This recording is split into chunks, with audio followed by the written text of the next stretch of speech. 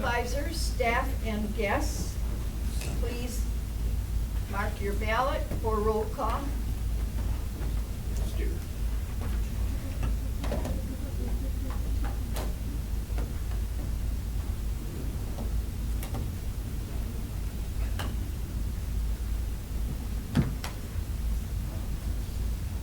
All right, we have 19 present, 2 absent. We have a majority vote. Would you please join me in the Pledge of Allegiance? I pledge Allegiance to the flag of the United States of America and to the republic for which it stands, one nation, under God, indivisible, with liberty and justice for all.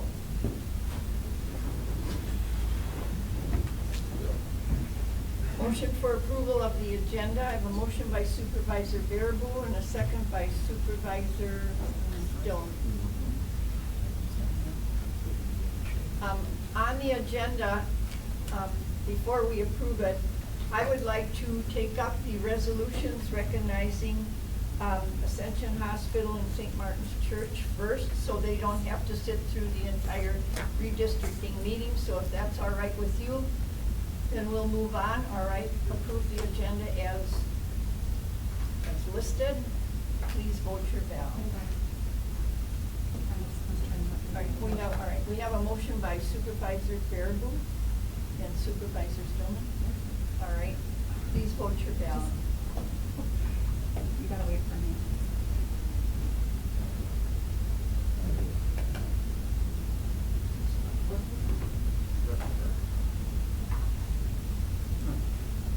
Supervisor Aaron, there we go. Supervisor Baraboo.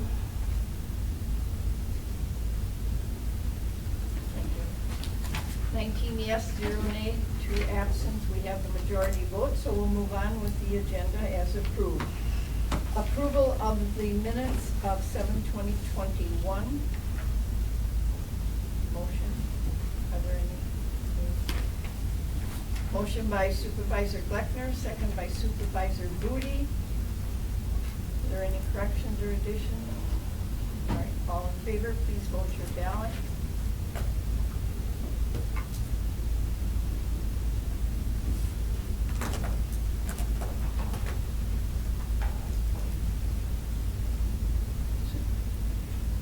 Yes, 0 nay, 2 absent. We have a majority vote. All right, are there any communications? I have no communications. All right. Public participation. We have one person.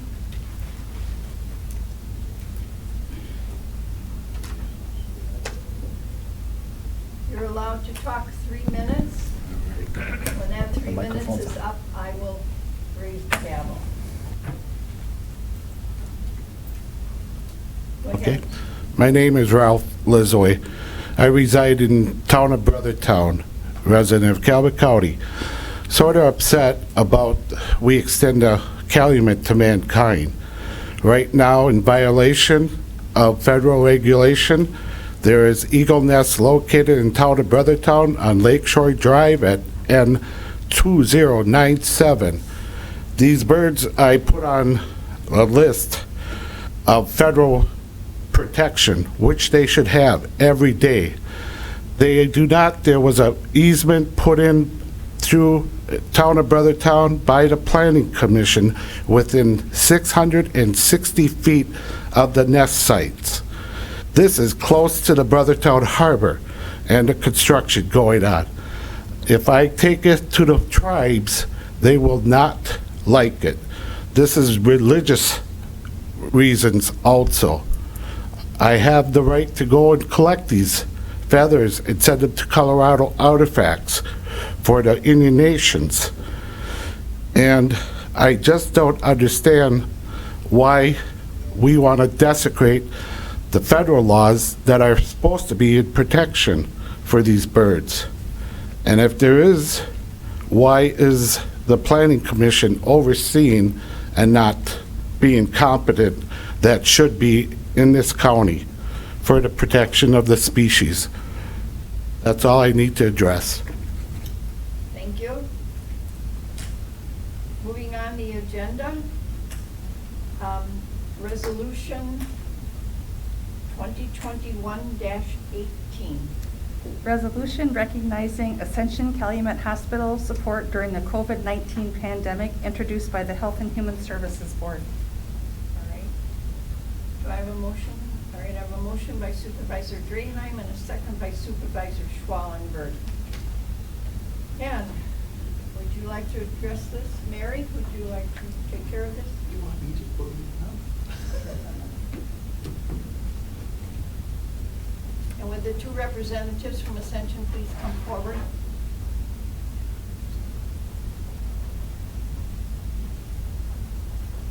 The whole resolution is really quite long, but this is a certificate of appreciation presented to Ascension Calumet Hospital for supporting Calumet County Public Health's efforts and providing services in response to the COVID-19 pandemic.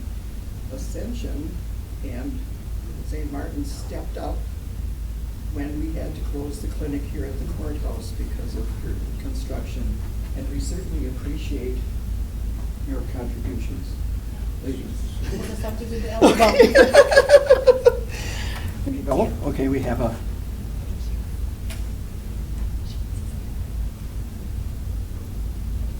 Thank you. Thank you very much. Thank you. for coming. Thank you. for coming.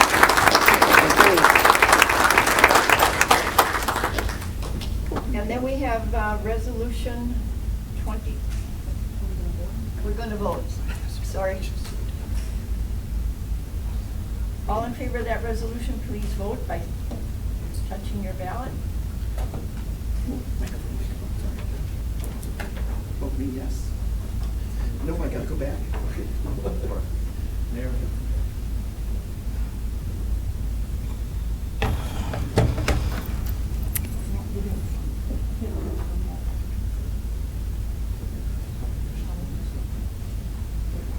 All right, we have 19 yes, 0 nay, 2 absent. We have a majority vote, so that resolution has been adopted. All right, moving on to resolution 2021-19. Resolution recognizing St. Martin Lutheran Church support during the COVID-19 pandemic, introduced by the Health and Human Services Board. All right, I have a motion by Pete Steer and a motion by, all right, where are you going with this? All right. And a second by Supervisor Karth. Okay, and we are going to be recognizing St. Martin Lutheran Church, and Mary, would you handle this, please? Well, we actually have two certificates here. One is for Pastor Thomas Schmidt of St. Martin's, and the other one is for the church council, staff, and volunteers. And most of us know who Byron Hacker is here. And they, along with Ascension, they offered their facilities, the elders, their volunteers, and everything to help out too. And we certainly appreciate you all for. Okay, let's see, you hold that one. This one is for Pastor Schmidt. All right. And thank you. And thank you. For helping us out. May I just make one remark? Yes. There are other people and organizations that have also helped, and we just want them to know that we haven't forgotten them. This is just the beginning, because you started with us right after this all started when we had to close down our clinic here. Thank you again. All right, would you please vote your ballot?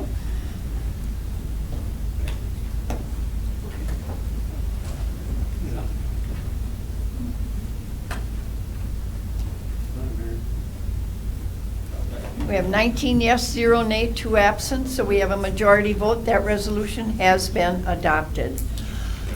All right, moving back to special business. Discussion action on the 2021-2030 tentative redistricting plan in anticipation of the hearing for September 21st. And Matt, would you handle that, please? Thank you. Good evening. You have information in your packets that were given to you? Good evening. Just want to touch base on where we're at and hopefully get some direction from the county board tonight as what you would like to see in the tentative supervisory district plans or plan that would be considered on September 21st after a public hearing by the county board. So on page 7 of your packet, I just want to go through some of this information. We do have census data. So that became available last week, which is about a week ahead of schedule. I'll say a week ahead of schedule, but about 4 months behind schedule. So what we look at when we look at what happened in April of 2020 with the data, Calumet County increased 7.09% from 48,971 to 52,442. A little less than what was projected by DOA. DOA, through their annual projections, had it a little higher, but still nonetheless a very good growth rate.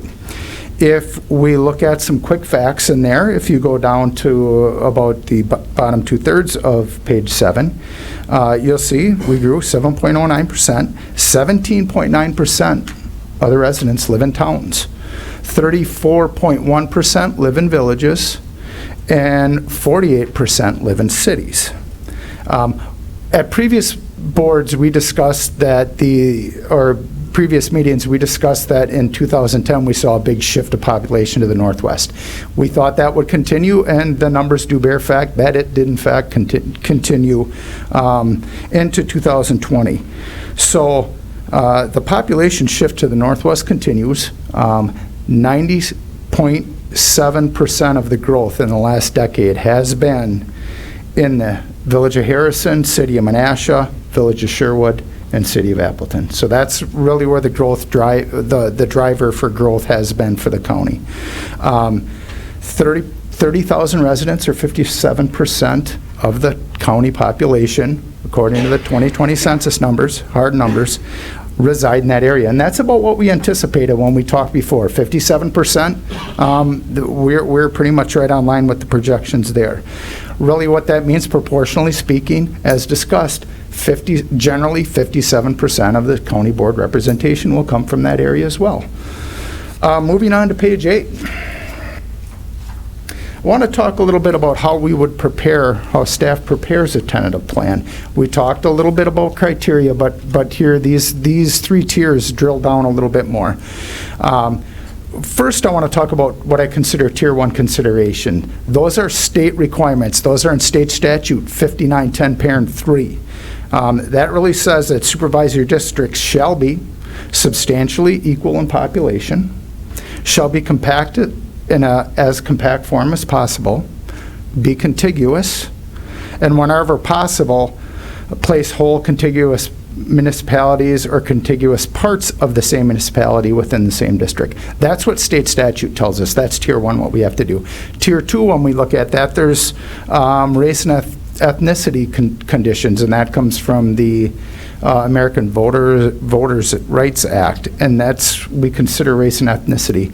When I looked and drilled down in the data that we have when it comes to race and ethnicity, 87.8% are white, 5.4 are Hispanic, and 2.9 are Asian. Those are the top 3 within the county according to the 2020 census data.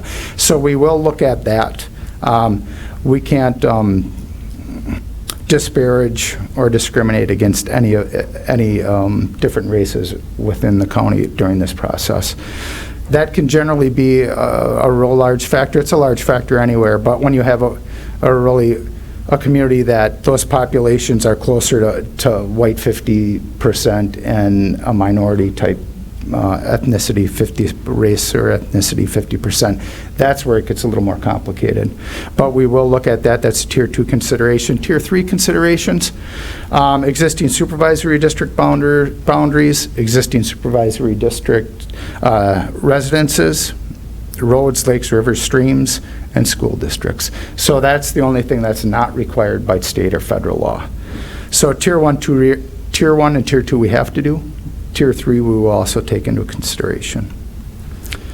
Moving down, when we look at board size and board size considerations for districts, as you all are aware, we held 3 public informational meetings on July 28th, on August 5th, and August 13th. Each were published in the Tri-County News, the Brilliant News, and the Appleton Post-Crescent.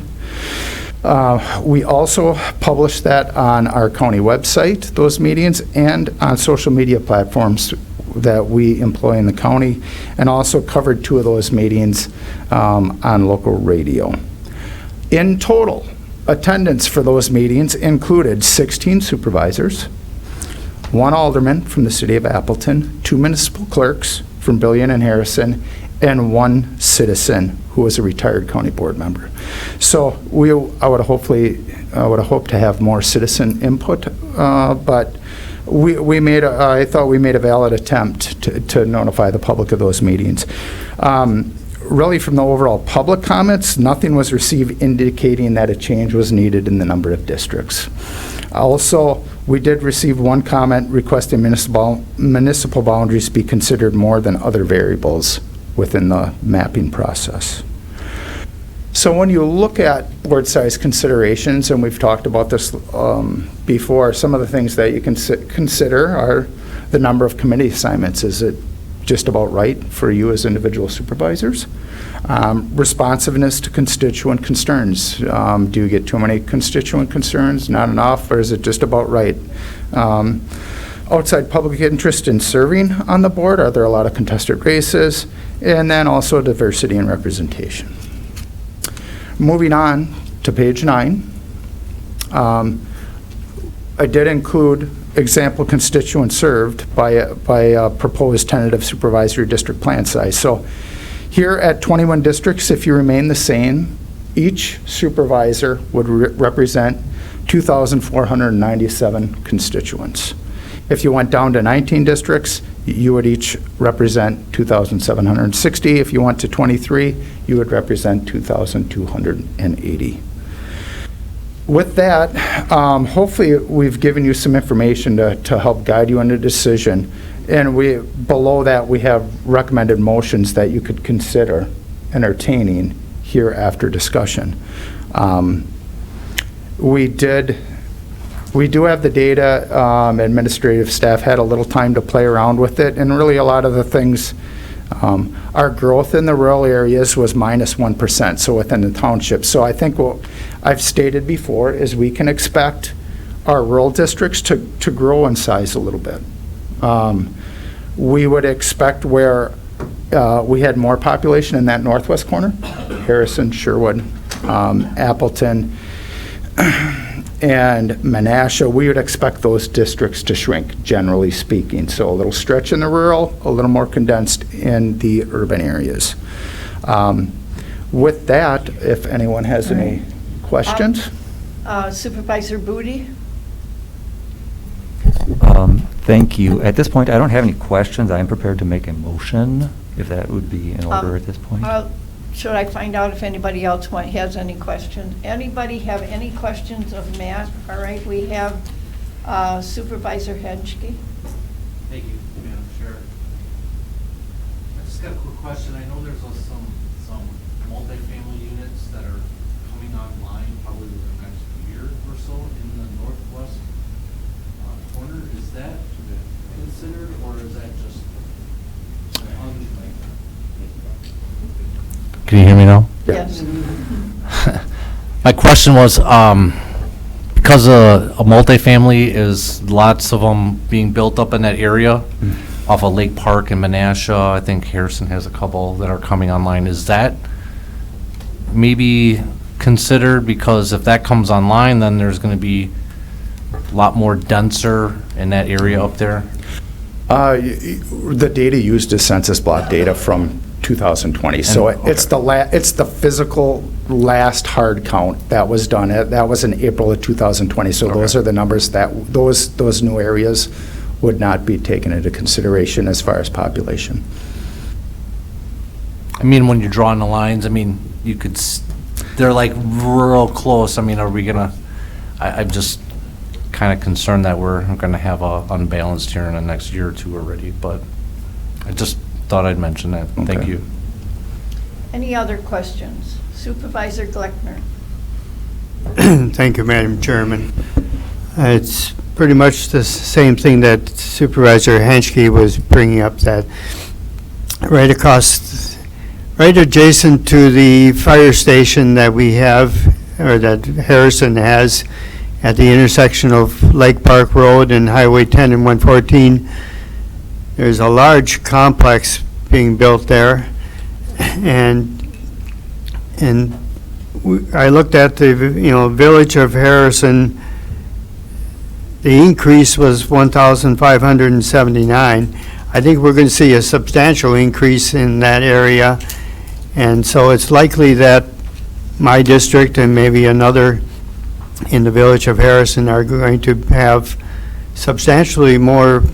We'll be representing a lot more people over the next 10 years than if we're not able to take that into consideration. And that's fine with me. I don't have a problem with that. But I just was wondering if that is something that could be contemplated. And I can answer that. I would say we're required to go back to April 2020 for population counts, and that's what we substantiate and base our ideal population on. To anticipate or project growth or a decline in growth would be really almost, it would be difficult and unrealistic for us to even really kind of get that or consider that. We look at some other areas. The city of Berlin had healthy growth, and Hilbert did. Well, if we start down that road, how do you anticipate and how do you get that right, and where do you stop? We don't really have the data and a crystal ball. I mean, we can make some assumptions, but we wouldn't want to redistrict on assumptions. We'd want to do it on the hard data from 2020. All right. And the other thing that I was going to just comment on is that, as you rightly pointed out, the village of Harrison, the city of Menasha, and the city of Appleton, and the village of Sherwood, they represent 90.8% of all new growth in the county in terms of population. And that's a good thing, because, the new the new tax base and sales tax that is being generated by this growth in the Northwest is what saves all of us, keeping our taxes low, because, we're in a better position to reap those revenues. Thank you. Supervisor Steer. Thank you, Madam Chair. I just want to point out I'm in District 7, and when we had our last census, my district was twice the size, and they split it in half. Well, yeah, I represented a lot more people, and that's what will happen eventually when the apartments get filled. But from my understanding, it's just based on the present census. You can't project gains or losses just to redistrict. I don't believe. Thank you. Supervisor Diedrich. Thank you, Madam Chair. Matt, refresh my mind when we talked about this a month or two ago. The current distribution of supervisors with the 21 we have now to that area that you're focusing on in the Northwest is what? We have how many? 10? What's the number? If we took, it's a little hard because some of the boundaries stretch over. Yeah, I mean, you're close to approximate. Generally speaking, after this, you'd have approximately 11. All right, so we have 11, In that 10 area. currently, and with 57% to that area, it would be 12 and 9, in essence. That's kind of what you had suspected some months ago, and that's what you're seeing in the numbers now. Yeah, and you can see some, when you draw some of a district that's in Harrison might have to go out into Woodville a bit, depending upon how that's mapped in the population, how all the districts line out. We try not to cross municipalities, but you never know. But yeah, those are general assumptions, and I'd say they'd end up pretty close. Okay, thank you. You're welcome. All right, there are no other questions, so Supervisor. Oh, you want to entertain a motion? I believe Supervisor Booty had asked Oh, first. okay. Thank you. So whereby Calumet County has had 21 supervisory districts since 1990. At that time, they were established with 1,635 people per district. And whereby if we were to maintain that same population ratio per supervisor, we would have 32.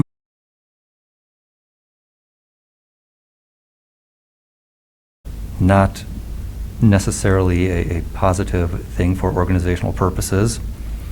And whereby with 21 districts, we would have 2,497 residents per supervisor, a 52% increase over the 1990 population per supervisor. I therefore move that we request staff to prepare a tentative supervisory district plan with 21 supervisory districts to be presented at public hearing at the September 21st, 2021 County Board meeting.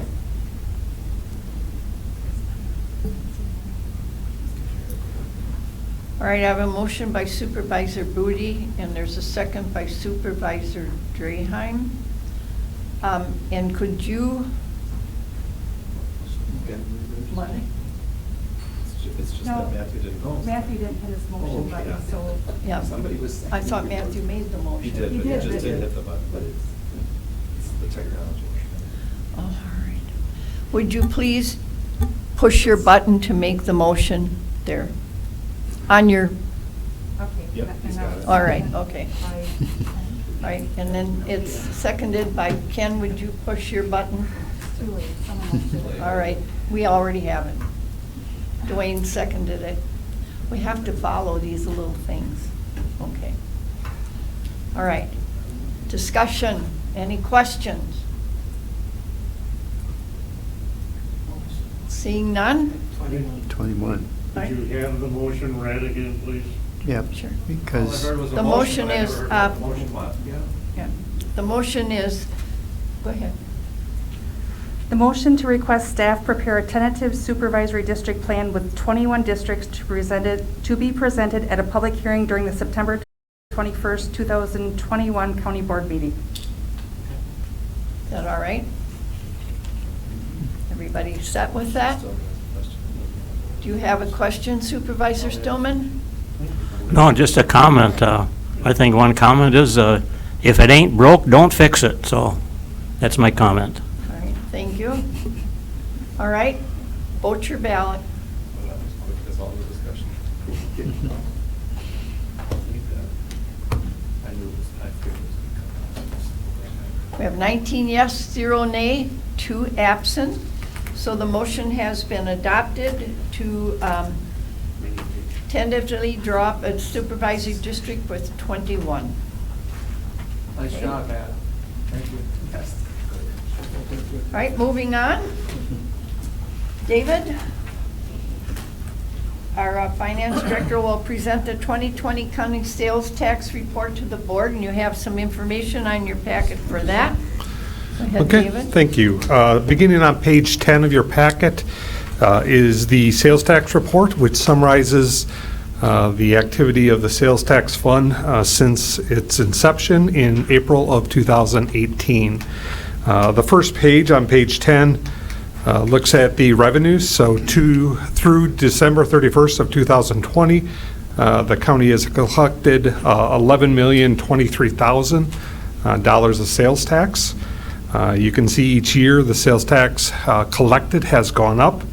And last year, in 2020, we received $4,333,000.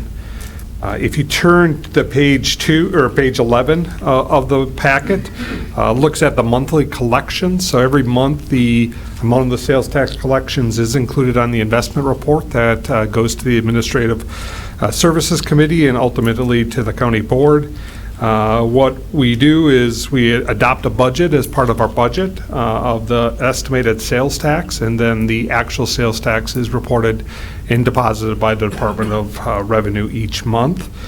So the red line is our actual collections versus The blue line is our budgeted collections per month. So looking at each of the 3 years, including through June of 2021, our actual collections per month continues to exceed the budget.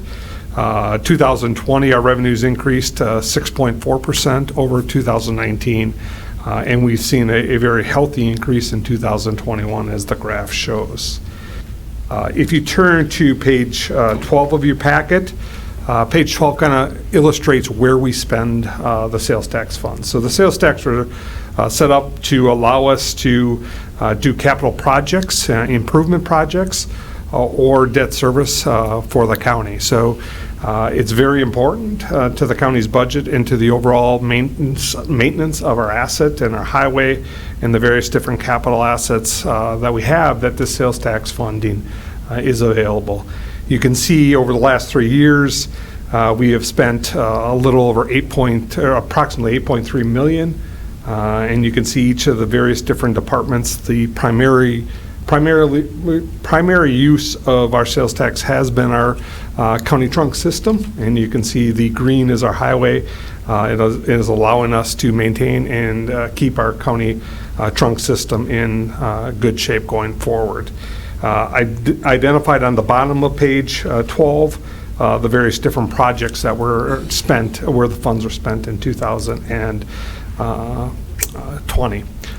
The last page, on page 13, looks at where we're going and what's our balance as of December 31st, 2020. So each year we approve projects. Some of those projects span more than 1 year, and we carry forward the funding. So at the end of 2020, our sales tax fund balance, which is a separate fund and totally isolated from the general fund or other funds of the county, rolled forward $2.7 million dollars of sales tax funding, with about 1.5 million of that carried to specific projects, and about 1.2 million of that available for additional projects beginning in 2021 or part of the 2022 budget.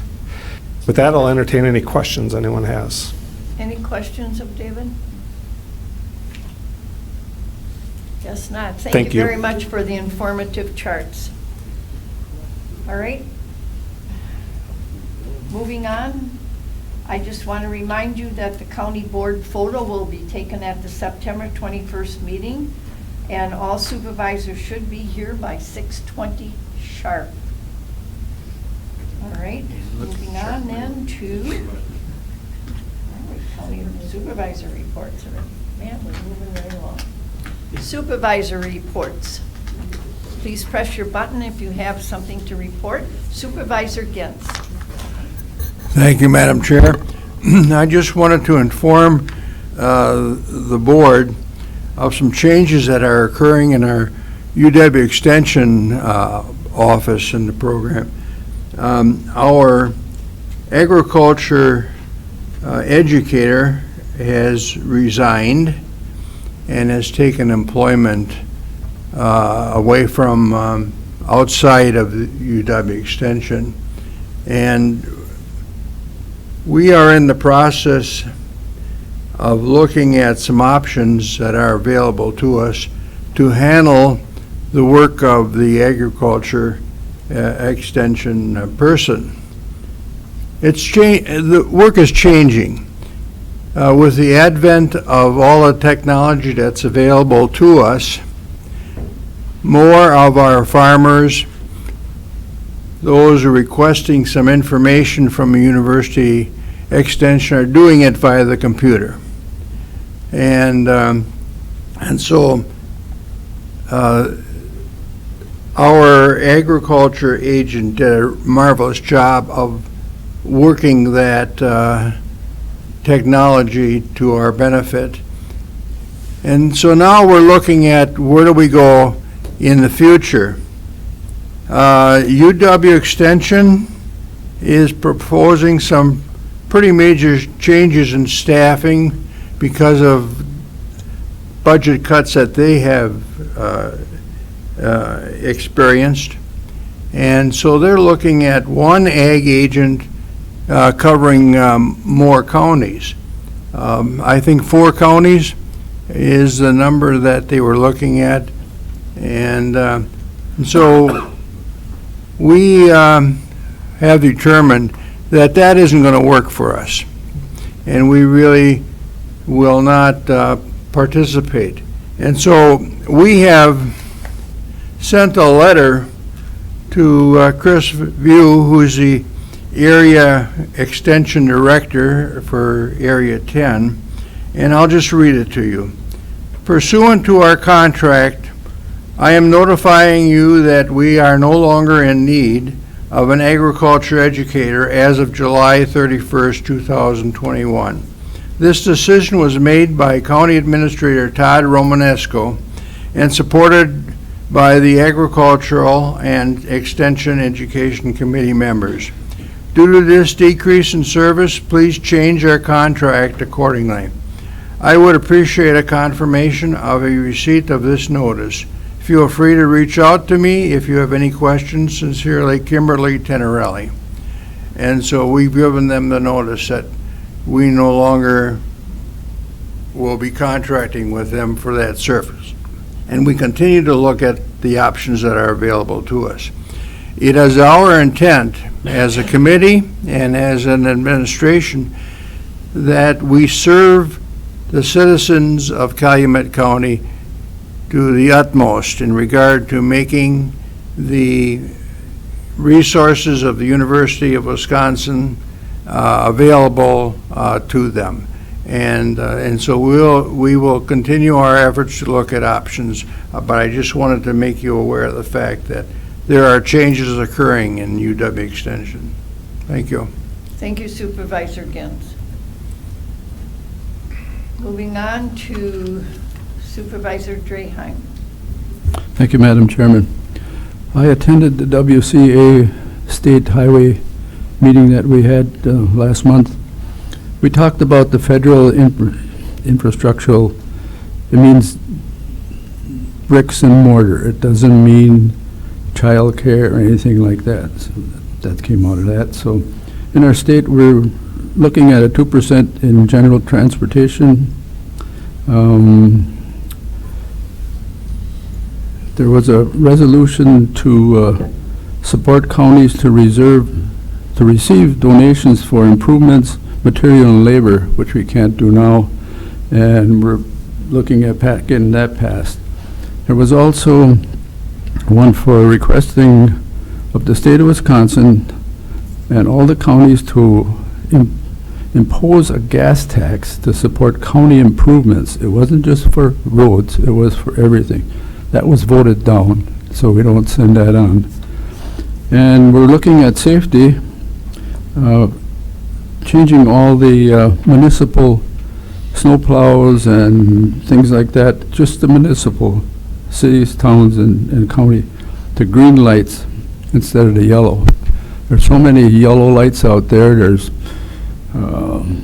guys delivering mail, there's guys trimming trees, whatever, it's all.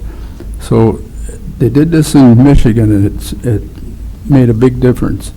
So they're looking at getting that passed. So that's where we stand so far. Thank you. Thank you, Supervisor Draheim. Supervisor Hanschke. Thank you, Madam Chair. I was asked by Todd last meeting to provide an update from the Landfill Committee. There are some inquiries of what's happening with the county landfill. When I started back in April, Advanced Disposal was in charge of that landfill. And from the time that I served on that committee, they were already being bought out by Waste Management. The previous presidential administration had decided that it was too big, too much of a monopoly. There was a lot of litigation. That went on for many months until October of 2020, when there was an agreement where a Canadian company called Green for Life, GFL, and Waste Management were going to equally split up the assets, the routes, and all that stuff that were associated with Advanced Disposal. So The landfill itself went to Green for Life, the Canadian company. And then the routes that fed into that were all pretty much about 60% of that went to waste management. So if you live in Harrison or Brillion, you noticed a significant change in your garbage or your refuse and your recycling pickup and your schedule and the service there. I know there's a lot of complaints in Harrison and Brillion about I would say the unsatisfactory level of refuse and recycling pickup from waste management, but unfortunately that has nothing to do with the landfill. But when they split off and GFL took hold of the landfill itself actually lost about 40% of their business or what they had at the time. And that is now pretty much, he says, 80% back to what they were back in when this merger happened. They had struggled with, so at the landfill, they actually produce electricity and gas and all that stuff, and they actually sell that gas, and they were actually struggling to make the ecosystem of the landfill itself work because they weren't at capacity. You have to feed it, right? I mean, it's just, it's its own ecosystem in itself. But good news is they're back up to capacity. They actually are closing down the north section of the landfill, and they're going to be expanding or opening up another section to the south. And they're going through the permit process right now. And they also found out that they got the Tecumseh project where they're demolishing that whole area that used to be the Tecumseh factory, and so that's a big significant boost to the landfill and keeping that viable as far as economy is concerned. So that's all I had for the County Landfill Committee. If you have any questions, let me know. Yeah. I live in Potter. We have both of them. GFL picks up our refuse or garbage, and the other one picks up our recyclables. Where do the recyclables go to? I mean, do they all go to the landfill? No. Or- No. So waste management or? So at that landfill, they don't. Totally different. At that landfill, they don't do a lot of residential. So what they'll typically do is they'll take your recyclables to a transfer station where they separate some of that stuff out. Or it would go to another landfill, like Outagamie County landfill has a machine that separates all that stuff out. They grind it all up, and through different equipment, they can take out the aluminum, they can take out the phosphorus, they can take out the plastic, and the cardboard, it would be left, and then they can compact that up and That's why sell they it. don't care anymore whether you. That's right. I don't know. Isn't part of Tecumseh hazardous or not? Only underneath the concrete. So everything above the concrete is what's going to the landfill, and there's going to be special permitting, and it's going to be a real mess to get underneath there and clean that all up. So Which you're not going to get the cheese plant then in Hilbert that's going to come down? I have no idea. That one you don't know about, because they do apparently have asbestos inside the building.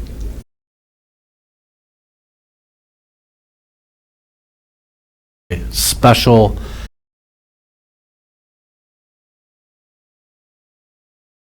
and that's done through the state, and it only goes to one place, and it's in Milwaukee. So it's real expensive.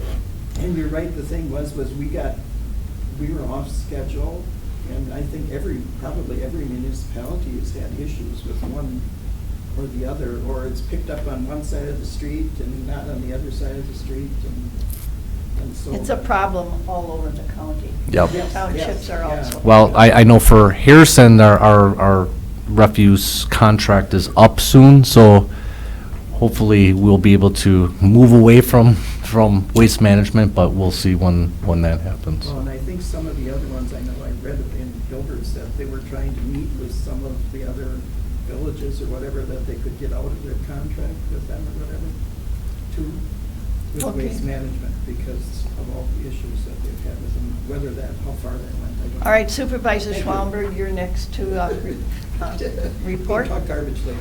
Okay. Thank you, Madam Chair. Health and Human Services, we had a joint meeting with Aging and Veterans. We discussed the budgets that will be going to Todd, and then further on after that. We also saw the first draft of the aging plan that's done every couple of years for the aging unit. The meal contract was signed with the Eagles and with AMC that handles the meals up in the valley. Our bariatric van has arrived. I can give you details on COVID as of Monday, but I was just looking, and everything is so fluid, so everything just changes just totally daily. As of Monday, there were 79 new cases, and 17 of those cases were in the 0 to 19-year-olds. We're at a high level of activity yet. The percentage of hospital beds and ICU beds that are in use is above 90% right now, and there are 3.4% of the ventilators are in use. As of the 23rd, our vaccination rate is below the state's rate, which is 50%. Ours was 46. I think maybe today it may be 48 now. I'm not sure. You may all be aware that Governor Evers is offering a $100 reward to people who get their first vaccination, but it's a short time frame. It's August 20th to September 6th. The 26th of August, this week, there will be a vaccine clinic at Hilbert High School during their open house. We still have our, I think they call it the vaccine tour, that will be going till September 2nd, and we have 2 days, one at the Holstein Community Center and one at Brilliant. For parks, our last meeting was at Ledgeview. A couple of meetings before, the committee had decided that something major needs to be done with the center there, the building there, and we've decided to go with a big building program, not as large as we had. Well, everything's gone up in price, unfortunately. So our campground is full on weekends with a waiting list, and we're 75% full during the week. We're still working on our cabins and our pond. Hopefully the cabins, we maybe get the shell up this fall yet. So, thank you. And thank you, Supervisor Schwalmberg. Supervisor Gleckner. Thank you, Madam Chairman. I just have a follow-up question for Supervisor Gentz on his report.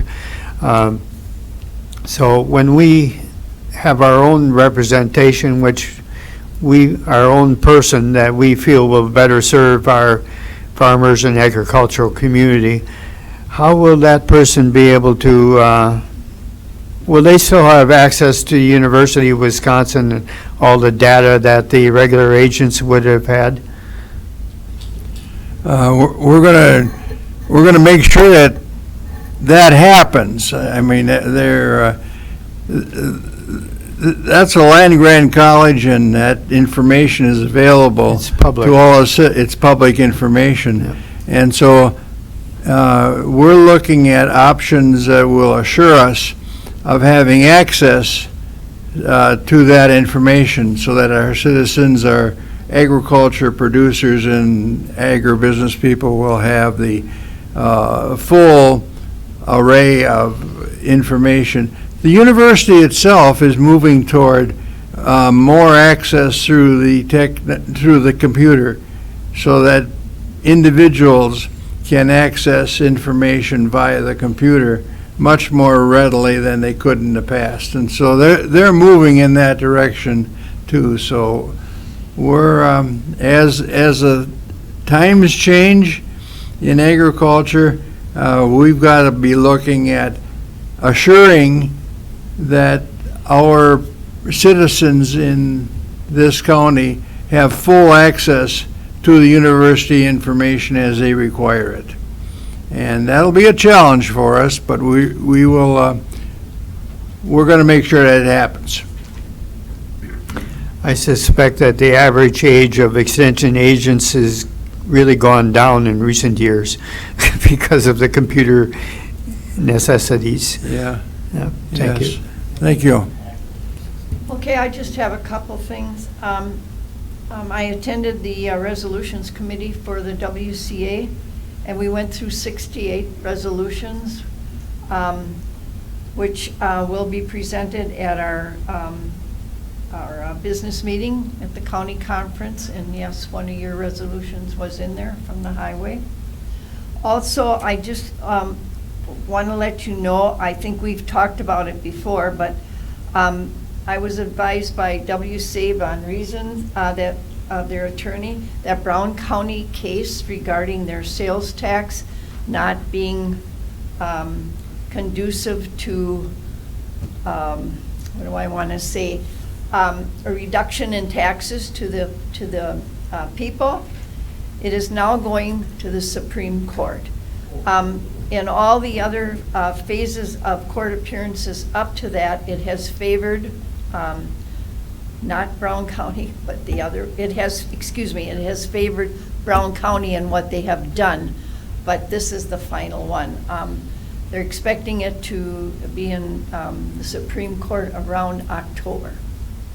So just wanted to let you know that that still is alive and well, and nothing has been settled, but I would assume by the Supreme Court ruling it will be. So that's all I have, and we will move on to the, we have one more, excuse me. Just as Supervisor Schwalm. me, I'm long-winded tonight. I apologize, but I would like to thank, and I believe it was Land and Water, for inviting us to that creek to see yes. the creek that was, and Stony maybe Brook? somebody can elaborate more on it, that was stocked with trout. In Right. this county, believe it or not. Yes, and those supervisors who did not make it, you missed a great presentation.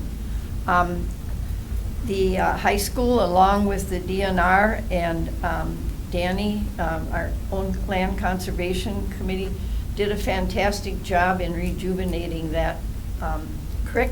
And Judy Hartle can tell us a lot more about it because she also did a teaching with the students. So Judy, would you mind reporting?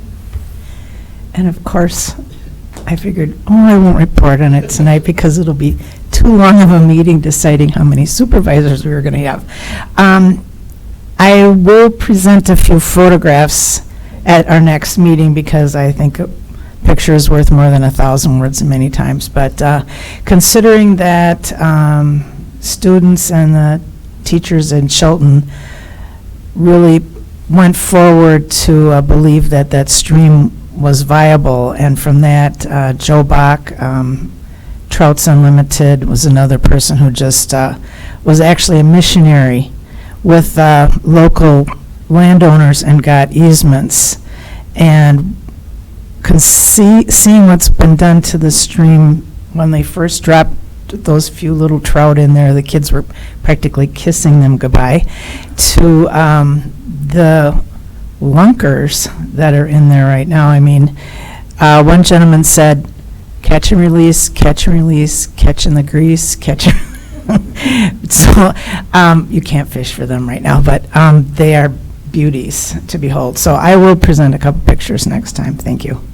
And I think what we might do also is probably have them here and give you a presentation on the whole project. It was really very exciting, and it's glad because it's the only trout stream in Calumet County. How about that? And it's moving on, and it'll probably end up not too far from my house, so that's great too. All right, we have the county administrator's report. Are there any questions regarding his report? None at all? All right. Then what we will need is a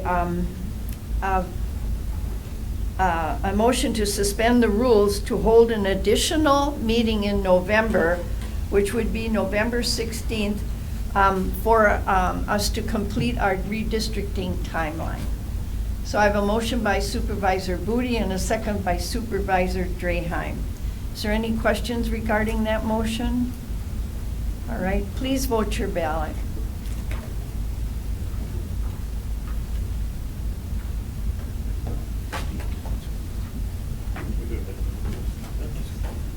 We have 19 yes, 0 nay, and 2 are absent. And our next meeting will be on September 21st at 7 o'clock. And just a reminder again to be here by 6:20 for your photos. And where will those photos be taken? Do you know, as she just established? In the boardroom? I believe right here. All right, in the boardroom, okay. And with that, there is no further business to be taken care of. I declare this meeting adjourned. And thank you very much for your attendance. Have a safe trip home.